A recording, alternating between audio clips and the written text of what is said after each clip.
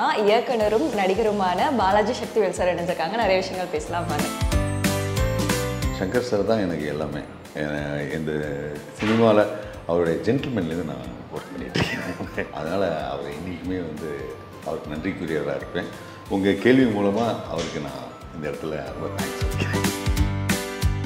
பாய்ஸில் இருக்கிற ஒரு சபி ஒரு சாக்லேட் பாய், அவர் இந்த ஒர்க் ஷாப் பையனாக மாறின அந்த டெடிக்கேஷன் எனக்கு ரொம்ப பிடிக்கும். மதுரையில் நடந்த அந்த இன்சிடென்ட்லாம் சொல்லுவார், அப்படி டெமான்ஸ்ட்ரேட் பண்ணி காமிப்பார், நடித்து காமிப்பாப்பில். அதனால் எனக்கு பயங்கர அந்த பையனை பார்த்து எனக்கு ரொம்ப அப்போ பையன் அவர் இவ்வளோ பெரிய நடிகரான கொட்டுக்களிலெல்லாம் வேறு மாதிரி இருக்கும்போது ரொம்ப சந்தோஷமாக. சில பேருக்கு அழகும் நடிப்பும் ஒன்றா வராது. அவன் அழகாக இருந்தால் நடிப்பு வராது, நடிப்பு நல்லா வந்துச்சுன்னா அழகாக இருக்க மாட்டாங்க. அப்படிங்கிற ஒரு இதை உடைச்சது எனக்கு தமன்னா தான். சேது முடிஞ்சு அடுத்து எனக்கு தான் கமிட் ஆனார். அவர் அவ்வளோ கஷ்டப்பட்டு முன்னேறி வந்தவர். அவர் அவ்வளோ டெடிக்கேஷன்னா டு த கோர். இப்போ கூட நீங்கள் பார்த்துருப்பீங்க தங்கலான்ல, அந்த மாதிரி வருத்திக்கிட்டு அந்த கேரக்டரில் அவ்வளவு நான் ரொம்ப டார்ச்சர் பண்ணேன் அவரை. நம்ம மிஷ்கினோட ஆஃபீஸில் நாங்கள் எல்லா டைரக்டர்ஸும் மணி சார், சங்கர், பாலா அப்படின்னு எல்லா பேருமே அங்கே கூடியிருந்த சமயத்தில் சும்மா ஜாலியாக பேசிகிட்டு இருக்கும்போது அதை கவனிச்சுட்டு அடுத்த நாள் காலையில் நீங்கள் நடிக்கலாங்க அப்படின்னு சொன்னார். ஐயோ வாயனாங்க அப்படிங்கும்போது அசுரங்கிற படத்தில் நான் அந்த காதல் படம் அந்த பொண்ணு டெஸ்ட் எடுக்கும்போது அவங்க யார் டைரக்டர் பிடிக்கும் அப்படின்னா செல்வராகவன் சொல்லி என் ஹீரோயின்.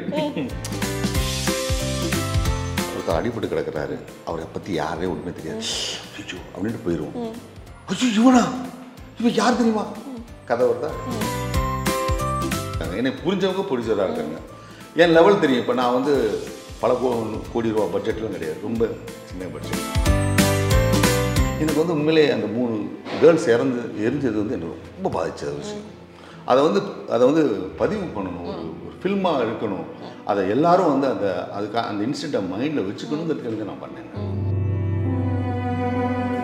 இப்போ இந்த மூணு கதையை நீங்கள் அமரன் கதையை எடுத்துக்கிட்டீங்கன்னு சொன்னால் அந்த காதலிச்சது இதெல்லாமே ஒரிஜினல் பேஸ் தான். ஆனால் இந்த ஆர்ட்டில் சிவகார்த்தியன்கிறவர் அவர் நடிக்கிறார் அப்படிங்கிற கான்சியஸ் இதுதான் அந்த படம் பார்க்கணும்.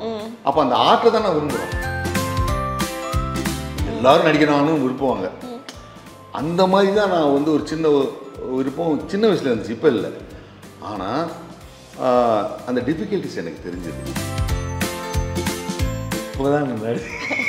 ஒரு 3-4 படம் தான் இப்போ குட் நைட்டுன்னு ஒரு படம் வந்துச்சு. இப்போ சொர்க்கவாசல் இதுக்கு முன்னாடி நந்தன் ஒரு படம் வந்துச்சு. அதில் அவங்க என்ன சொல்கிறாங்க அப்படிங்கிறது தான் எனக்கு உண்மையிலேயே நான் நடிகை அதோட கேரியர் எப்படி இருக்குது அப்படின்லாம் நான் இது பண்ணல. இது ஆக்சிடென்டாக வந்ததுனால எனக்கு எந்த எக்ஸைட்மெண்ட்டும் இல்லை. சூப்பர் ஸ்டாரே சொல்லியிருக்காரு, அவர் ரொம்ப நல்ல சினிமாவில் ரொம்ப நல்லவன் அப்படின்னு. நான் என்னுடைய லைஃப்பில் பார்த்ததில் Sasikumar sir great man. Cooker இப்படி தான் பார்ப்பேன் நான் படத்தில். குக்கர் இப்படி தான் திரும்புவார்னு சொல்லி அவர் முன்னே சொல்லியிருப்பார். சார் குக்கர் இதை விட கொஞ்சம் ஜாஸ்தியாக போகுது சார், கொஞ்சம் கண்ட்ரோல் பண்ணுங்க. One India filmi with Tamil நேயர்களுக்கு வணக்கம். இன்னைக்கு நம்மளுடைய சினிமா ஸ்பெஷல் இன்டர்வியூவில் யார் இருக்காங்க அப்படின்னு பார்த்தோம்னா இயக்குனரும் நடிகருமான பாலாஜி சக்திவேல் சார் இணைஞ்சிருக்காங்க. நிறைய விஷயங்கள் பேசலாம் வாங்க. வணக்கம் சார். வணக்கம் சார். உங்ககிட்ட ஃபர்ஸ்ட் ஸ்டார்ட் பண்ணுறதே உங்களுடைய மெமரிஸ்லேருந்து ஸ்டார்ட் பண்ணால் நல்லாயிருக்கும் அப்படின்னு நினைக்கிறேன் சார். நான் நீங்கள் ஒர்க் பண்ண சில நடிகர்கள், சில இயக்குனர்களோட பேர் சொல்கிறேன், அவங்க கிட்ட உங்களோடனான ஒரு மெமரியை நீங்கள் ஷேர் பண்ணால் நல்லாயிருக்கும்னு நினைக்கிறேன். சங்கர் சார். சங்கர் சார் தான் எனக்கு எல்லாமே. இந்த சினிமாவில் அவருடைய ஜென்டில்மேன்லேருந்து நான் ஒர்க் பண்ணிகிட்ருக்கேன். அவர் தான் எனக்கு காதல் அப்படிங்கிற படத்தை தயாரித்து இப்போ நீங்கள் உங்களுக்கு முன்னாடி நான் பேட்டி கொடுக்குறேன்னு சொன்னால் அதுக்கு முக்கியமான காரணம் அவர் தான். அதனால் அவரை இன்றைக்குமே அவருக்கு நன்றிக்குரியவராக இருப்பேன். உங்கள் கேள்வி மூலமாக அவருக்கு நான் இந்த இடத்துல ரொம்ப தேங்க்ஸ் சொல்லிக்கிறேன். நிச்சயமாக சார். பரத்தும் அப்படி தான் ரொம்ப டெடிக்கேட்டடான ஒரு ஆர்டிஸ்ட்டு. அந்த கதாபாத்திரத்தில் ஒரு ஒர்க் ஷாப்பில் ஒரு டவுனில் மதுரை பக்கத்தில் ஒரு சின்ன டவுனில் இருக்கிற ஒர்க் ஷாப் அப்படி இருக்குது. இவர் சிட்டியில் வளர்ந்த பாய். அதனால அந்த டெடிக்கேட்டடாக அவர் வந்து அந்த ஒர்க் ஷாப்பில் நான் வந்து கொஞ்சம் நேரம் ட்ரெயினிங்லாம் எடுக்க சொன்னேன். நான் அந்த அழுக்கு சட்டையெல்லாம் போட்டுட்டு அவர் அப்படியே உருமாறினது வந்து பாய்ஸில் இருக்கிற ஒரு சபி ஒரு சாக்லேட் பாய். அவர் வந்து இந்த ஒர்க் ஷாப் பையனாக மாறின அந்த டெடிக்கேஷன் எனக்கு ரொம்ப பிடிக்கும். அதனால பரத் வந்து என்னால மறக்க முடியாது. அவர் எப்படி சார் இந்த கேரக்டருக்கு பரத்? ஏன்னா சாக்லேட் பாயா இருந்தவர் எப்படி முருகன் கேரக்டருக்கு செட் ஆவார்? நீங்கள் சொல்ல போனால் நான் நியூ ஃபேஸ் வச்சு தான் நிறையா ட்ரை பண்ணிட்டு இருந்தேன். ஈவன் அவர் தனுஷ் அவர்கள் வந்து அப்போ நான் கதையெல்லாம் சொன்னேன் நான். ஆனால் பல்வேறு காரணங்களால் அது நடக்கலை. அதுதான் அவங்க ப்ரீ ஹிஸ்ட்ரி. அப்படிங்கும்போது கதை சொல்லிட்டேன் அவர்கிட்ட. ஏன் நம்ம பசங்களே இருக்கானுங்க, அது யாராவது ஒன்று பண்ண வேண்டியதானே அப்படிங்கும்போது தான் எனக்கு வந்து அந்த பாய்ஸ் சாங்கில் வந்து பயங்கர துள்ளலாக ஆடுற ஒரு சிட்டி பாயின்னு அந்த செம்ம டான்ஸர் வேறு அவர். ஆனால் நம்மது யதார்த்தமாக ரொம்ப அழுக்காக காமிப்போம். அது லாஸ்ட்டில் வந்து இது வேறு அப்படி கொஞ்சம் தயங்கினேன். நம்ம பையன் தான் பண்ணு அப்படிங்கும்போது எனக்கு வந்து சங்கர் சார் தான் வந்து ஒரு கான்ஃபிடன்ஸ் கொடுத்தாரு. சரி என்ன பண்ணலாம் அப்படின்னு சொல்லிட்டு தான் அந்த ட்ரைனிங் கொடுக்கும்போது தான் அது வந்து எனக்கு மாறுச்சு. அதனால் முக்கியமானவர் நான் மாறுவேன் சார் அப்படின்னு சொல்லி. ஏன்னா இதே மாதிரி தான் மார்லன் ப்ராண்டோ வந்து ஒரு தடவை காட்ஃபாதர் எடுக்கும்போது அந்த ஃப்ரான்சிஸ் ஃபோர்டு கொப்போலா வந்து அவ்வளோ பெரிய நடிகரே வந்து இவரெல்லாம் என் கேரக்டர் சம்மதம் இது பண்ணுவாரான்னு டவுட்டில் இருக்கும்போது அவர் தன்னை மாற்றி கொண்டு அப்படின்னு சொல்லி ஒரு புத்தகத்தில் படித்தேன். அது மாதிரி தான் பரத்ன்றதுனால தான் என் மேலே அவர் மேலே இருப்பேன். சூரி வந்து என்னுடைய அந்த படத்தில் ஒரு சின்ன கதாபாத்திரத்தில் அவர் நடிச்சிருப்பார். அவருடைய திறமை வந்து ஏற்கனவே வந்து லிங்குசாமி ஆஃபீஸில் வந்து அவர் சான்ஸ் தேடுற போதெல்லாம் அவர் வந்து அவர் ஊரில் மதுரையில் நடந்த அந்த இன்சிடென்ட்லாம் சொல்லுவார். அப்படி டெமான்ஸ்ட்ரேட் பண்ணி காமிப்பார், நடித்து காமிப்பாப்பில். அதனால் எனக்கு பயங்கர எனக்கு அந்த பையனை பார்த்து ரொம்ப அப்போ பையன் ரொம்ப வியப்பாக இருக்கும். அதனால வந்து எனக்கு கிடைச்ச சான்ஸில் அவருக்கு ஒரு சின்ன அந்த கதாபாத்திரம் கொடுத்தேன். அவர் இவ்வளோ பெரிய நடிகராக கொட்டுக்களிலெல்லாம் வேற மாதிரி இருக்கும்போது ரொம்ப சந்தோஷமாக இருக்கு. I very happy. தமன்னா அவங்க வந்து அவ்வளோ என்ன சொல்கிறதுங்கன்னா அவ்வளோ வெள்ளையான அவ்வளோ ரொம்ப லேசாக அப்படின்னாலே வெயில் கொஞ்சம் ஜாஸ்தியானாலே மூஞ்செல்லாம் சவந்து போயிடும். அதுவும் வெய்ய காலத்தில் அது என்ன சொல்கிறது ஏப்ரல் மேலே தான் ஷூட்டிங்கே அது சிவகங்கையில் எடுத்தேன். அவங்கலேருந்து வந்தாங்க. பயங்கர டெடிக்கேஷன். எனக்கு வந்து அவங்க ஆர்டிஸ்டாக தான் தெரியுறாங்க. அவங்க வந்து அவங்க ஹீரோயின் தான், அது வேற விஷயம். ஆனால் அவங்களுக்குள்ள அவ்வளோ நடிப்பை நான் பார்த்தேன். சில பேர்த்துக்கு அழகும் நடிப்பும் ஒன்றா வராது. அவன் அழகாக இருந்தால் நடிப்பு வராது, நடிப்பு நல்லா வந்துச்சுன்னா அழகாக இருக்க மாட்டாங்க. அப்படிங்கிற ஒரு இதை உடைச்சது எனக்கு தமன்னா தான். அதனால் எல்லாம் சார். விக்ரம் ஐயோ அவர் அதான் இப்போ அந்த நேரத்திலேயே அதாவது சேது முடிஞ்சு அடுத்து எனக்கு தான் கமிட் ஆனார். அவர் அவ்வளோ கஷ்டப்பட்டு முன்னேறி வந்தவர். அவர் அவ்வளோ டெடிக்கேஷன்னா டு த கோர். இப்போ கூட நீங்கள் பார்த்துருப்பீங்க தங்கலான்ல அந்த மாதிரி வருத்திக்கிட்டு அந்த கேரக்டரில் அவ்வளவு நான் வந்து ரொம்ப டார்ச்சர் பண்ணேன் அவரை. அதெல்லாம் பொறுத்துக்கிட்டு அவர் பண்ணார். அது வந்து ரொம்ப மிக சிறப்பான ஒரு விஷயம். ரொம்ப டெடிக்கேட்டடான ஒரு ஆர்டிஸ்ட்டு. நான் பக்கத்துலேருந்து பார்த்தேன் அப்படிங்கிறது எனக்கு விக்ரம் ரொம்ப ஸ்பெஷல் தான். வெற்றிமாறன் சார் என்னை தூக்கி நடிக்க விட்டு அவருடைய படங்கள் எனக்கு ரொம்ப பிடிக்கும்.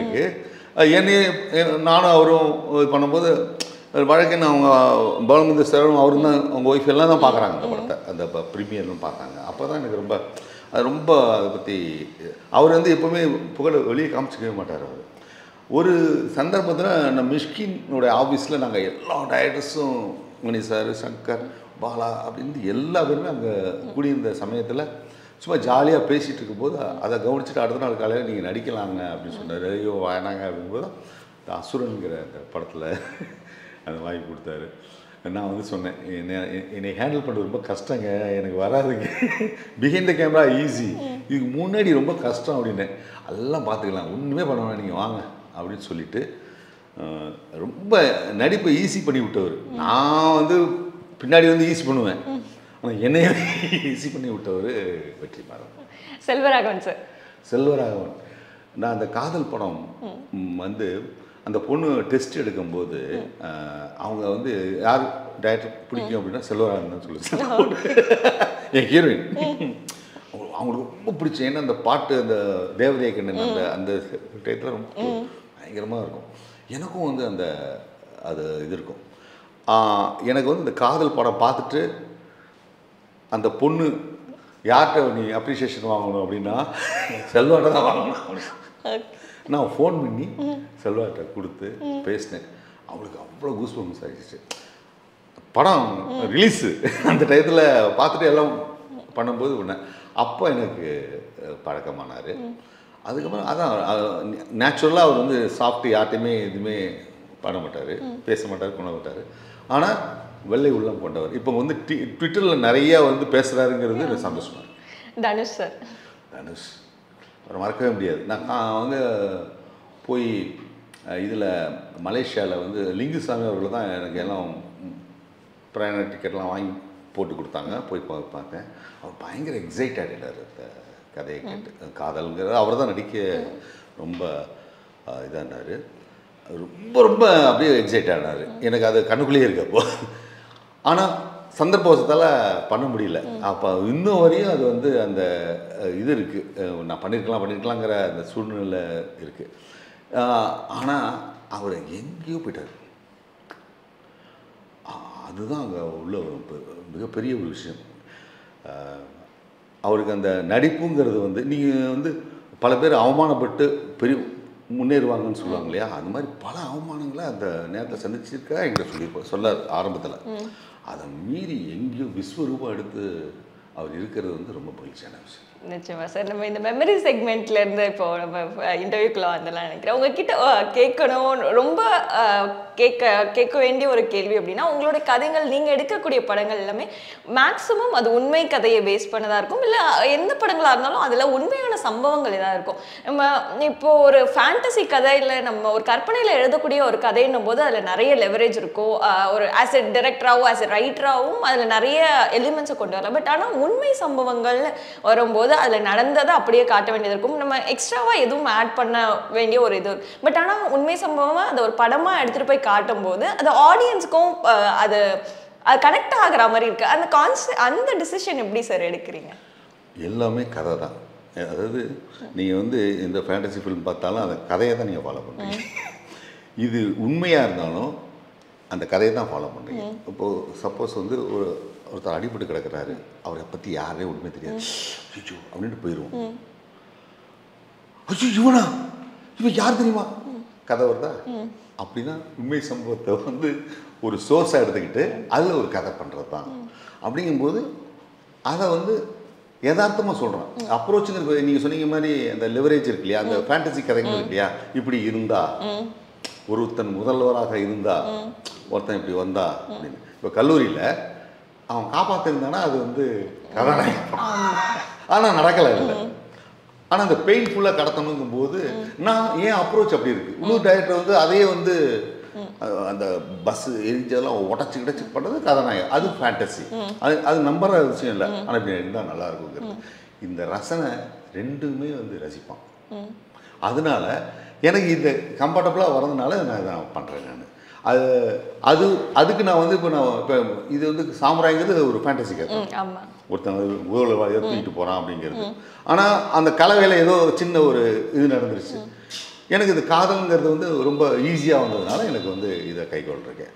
ஆனால் ரெண்டுமே தேவை அப்படிங்கிறது தான் என்னுடைய பார்வை.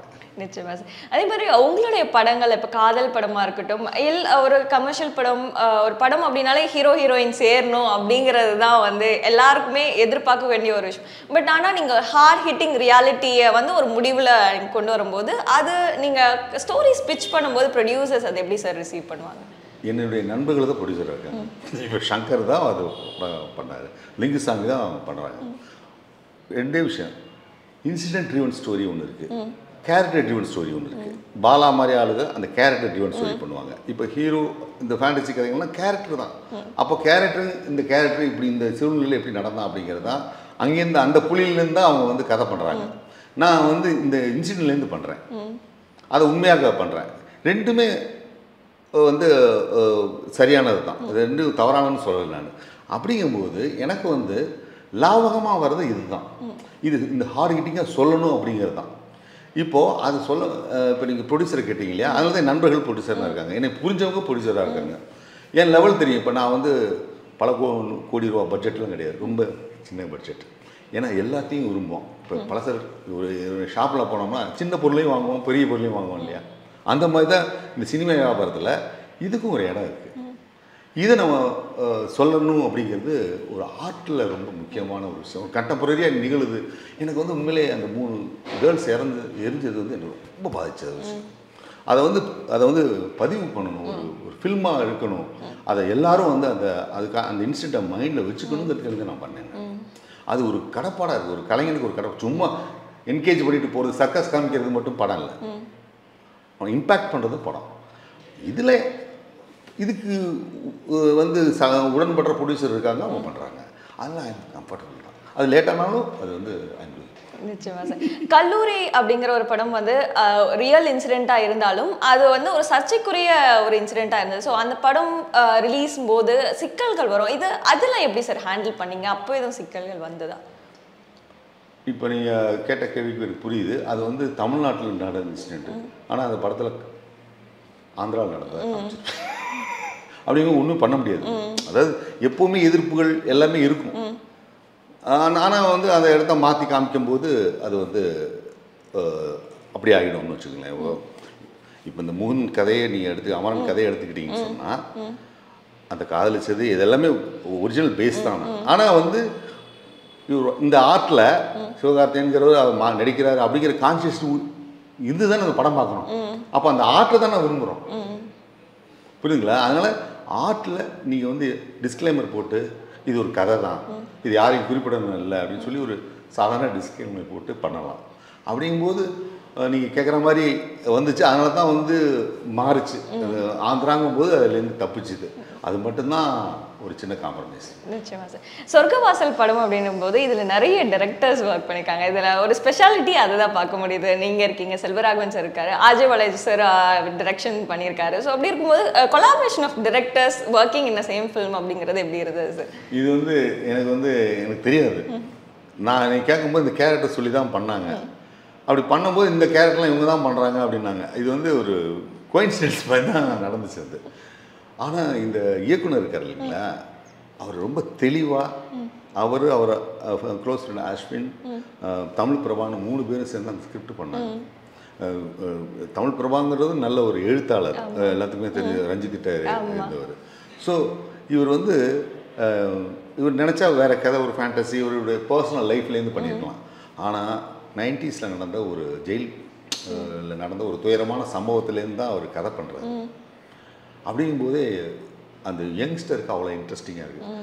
அந்த யங்ஸ்டர் வாயில இந்த கண்டெம்பரரியாக இருக்கிற யங்ஸ்டருக்கு அவர் சொல்கிறாரு. இப்போ பாருங்கள், இந்த டீசர் வந்து அவ்வளோ வந்து எல்லாராலையும் வரவேற்கப்பட்டுச்சு. நல்ல பேரும் எப்போ வாங்கணும். அதுக்கு காரணமே அந்த டைரக்டருடைய அசாத்தியமான திறமை தான்.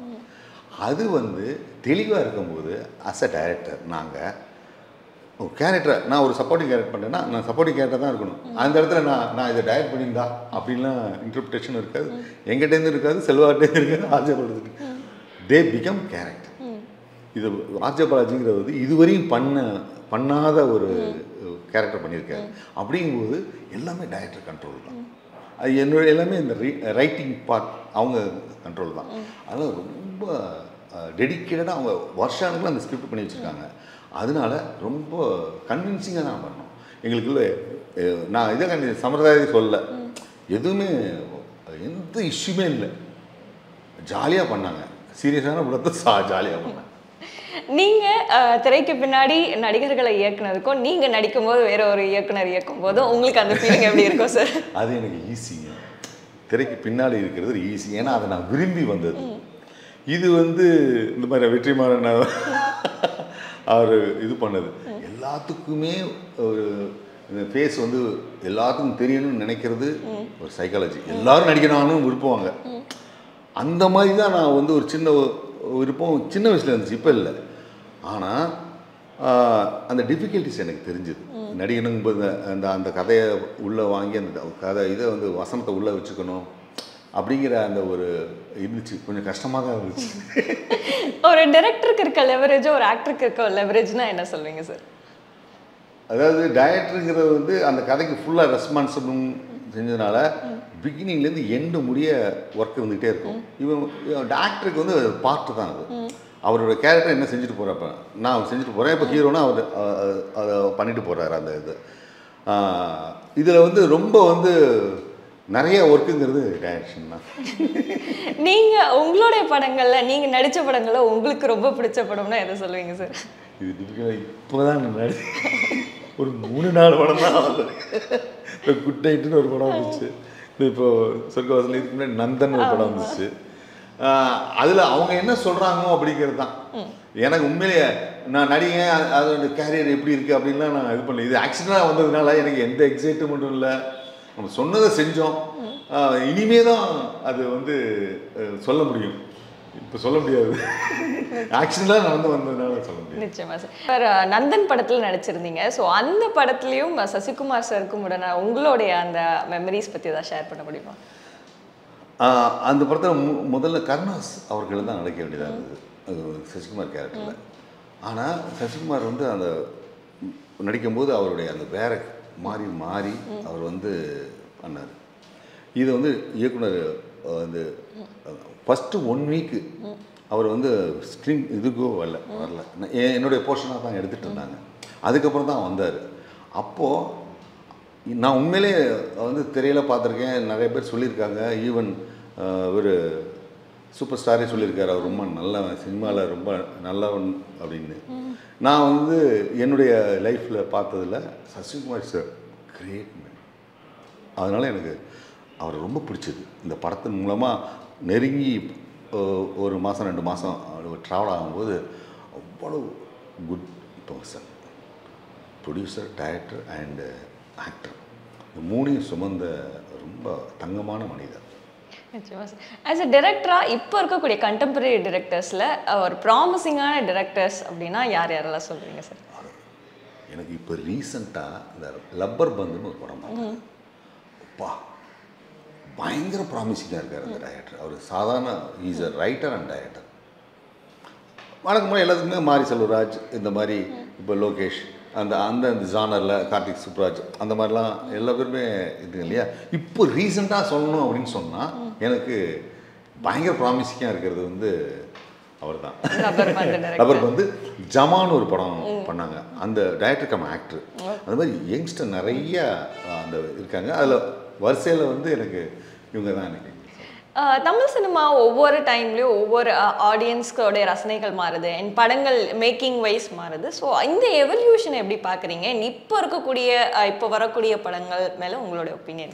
இல்லை, முதல்ல வந்து இந்த சோஷியல் மீடியா அந்த மாதிரியான ஒரு இது இல்லாமல் தியேட்டர் ரிலீஸ் ஆக படங்கள் மட்டும்தான் பார்த்துட்டு இருந்தோம். இப்போது வேர்ல்டு விரிவடைஞ்சு வேர்ல்டு ஃபிலிம்ஸ் எல்லாம் பார்க்குறாங்க. ஈரான், ஈராக், ஸ்பானிஷ் ஃபிலிம் எல்லாமே பார்க்குறதுனால இப்போ என்னுடைய அந்த ரசனையும் அந்த கதை சொல்கிற விதமும் கம்ப்ளீட்டாக மாறி இருக்குது யங்ஸ்டர்கிட்ட.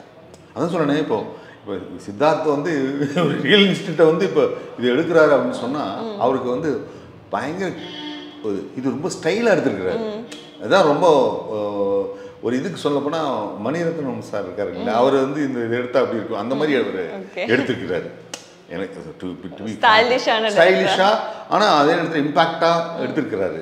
அப்படிங்கும்போது ரொம்ப இப்போ ப்ராமிசிங்காக தான் இருக்குது. நான் வந்து சும்மா வார்த்தைக்காண்டு புகழில் இவ்வளோ சௌரியங்கள் இருக்கிறதுனால அதை உள்வாங்கி நல்ல நல்ல கான்டென்ட்டை வந்து பண்ணுறாங்கங்கிறது ரொம்ப சிறப்பான விஷயம். நிச்சயமா சார். இந்த படத்தோட ஷூட்டிங்கில் ஆர்ஜே பாலாஜி சார் அவரோட வாக்கிங் எப்படி இருக்கும் சார்? ஏன்னா அவர் இருக்க இடம்னாலே கலகலப்பாக இருக்கும் பயங்கரமாக. அவர் செட்ஸில் எப்படி இருப்பார்?